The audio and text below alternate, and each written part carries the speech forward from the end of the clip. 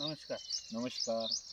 प्रथम आपला परिचय द्या. रामेश्वर गंगाधर पवार, माजी सरपंच, सताळ पिंपरी, तालुका फुलंब्री, जिल्हा संभाजीनगर.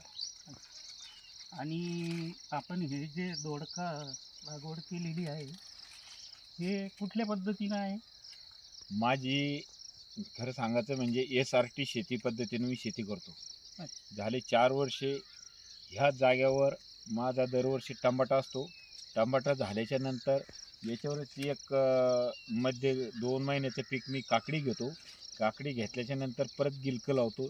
असं 4 वर्षापासून माझी SRT शेती चालू आहे.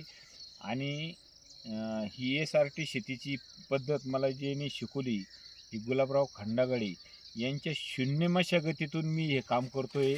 आणि माझ्या मालाची क्वालिटी अशीच आहे, एकदम झिरो खर्च याला. अच्छा. आणि यात जे तण उगवतं त्यासाठी काय करता आपण? मी याच्यामध्ये 1 महिना 1.5 महिन्याला तणनाशकची फवारणी घेतो खाल्ल्याखाली हुड लावून. हां. अच्छा अच्छा. आणि ह्या तंत्रामुळे तुम्हाला काय फायदा झाला असं वाटतं? याच्यामुळं म्हणजे असं आहे की की आज नागाटी हे ते ही 1700-1800 रुपये एकरवर गेली. हो. आणि ते नागाटी करून त्याच्यात रोटेवेटर परत बेड मारणं परत हा खर्च परवडत नाही. हां. हा याचे सर्वसाधारण 5 महिन्याची आम्हाला मल्चिंगची ही दिली तरी ती आम्हाला 12 महिने पुरते. मी थोडी बेड उजळणी करतो आणि त्याच्यावरच मल्चिंग करून परत टमाटे लावतो. अच्छा अच्छा. तर यासाठी तंत्रामध्ये आणि रेग्युलर जे शेती करतात त्यांच्या उत्पन्नात पिकात काही फरक वाटतो का? बिलकुल नाही. याच्यामध्ये आहे की ज्यावेळेस आपण मल्चिंग करतो त्यावेळेस मी याच्यात शेणखत आणि भेसळ डोस भरला एकदा की मला ते 12 महिने काम करतं. अच्छा अच्छा. आणि पिकाची क्वालिटी चांगली आहे तुमच्या. तर याला काही केमिकल फवारण्या वगैरे? बिलकुल म्हणजे याला जास्ती फवारणी घ्यायचं कामच पडत नाही. हां, तुमचं याच्यात म्हणणं आहे त्या- की SRT केल्यामुळं हां. फवारण्या आपोआप कमी होतात. कमी त्या माशी आपले मधमाशी जी आहे हां. ही चांगल्या म्हणजे चांगलं पोलन प्रतिसाद चांगलं देते. हां, प्रतिसाद पोलन देते चांगलं होतं. जास्तीची. Chemical आणि कमी. केमिकल जर औषध मारलं तर ती माशी कमी होती तर त्याच्यामुळे ती मारत नाही. अच्छा, अच्छा, त्याच्यामुळे अच्छा, मालाची क्वालिटी चांगली आहे आणि फळधारणा पण चांगली आहे. आणि एकंदरीत तुमचा वर्षाला किती खर्च वाचत असेल यात मला पारंपरिकपेक्षा? पारंपरिकपेक्षा म्हणजे शून्यच खर्च म्हणता येईल. शून्य एकदा केल्याच्या नंतर खर्चच नाही. हां, हां.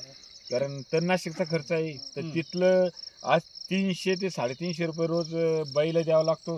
हां. तर तेवढं निंदापर्यंत ते तेवढं 400 रुपयाच्या डब्यामध्ये 3-4 फवारण्या होऊन जाते. आणि विशेष म्हणजे मजूर मिळत नाही. नाही. तर मजुराची जी टंचाई आहे त्यावर कितीतरी पद्धतीनं मात होते असं वाटत नाही का तुम्हाला? मजुराची टंचाई 100% 80% पेक्षा मात मजुरावर ही शेती हा मजुरावर मजुरावर मजुराची समस्या जी भेडसावत चाललेली आहे करते. तर तो प्रश्न कुठेतरी सुटतो सुटतो. असं म्हणायचं आहे तुम्हाला. सिद्धच झालं.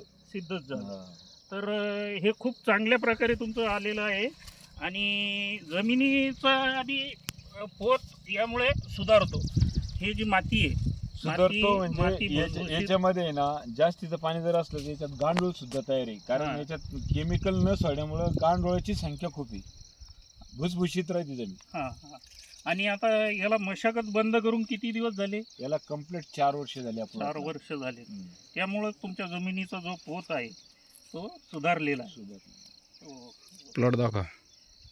प्लॉट हा प्लॉट हा तणनाशक आता घेतलेलं नाही सध्या उन्हाळा असल्यामुळं. पण आता जर थोडं घेतलं तणनाशक फवारणी तरी होऊन जाते.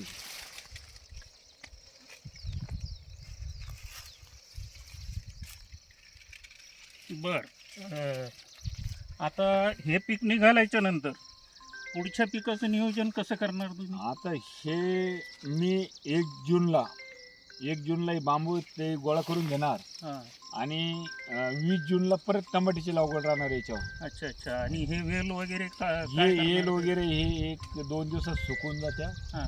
लगेच बांबू गोळा झाले की याला काहीच करायचं काम नाही. मल्चिंग काढायची परत मल्चिंग वाचरायची भेसळ अच्छा, डोस अच्छा. भरून अच्छा अच्छा. लगेच लागवड करायची.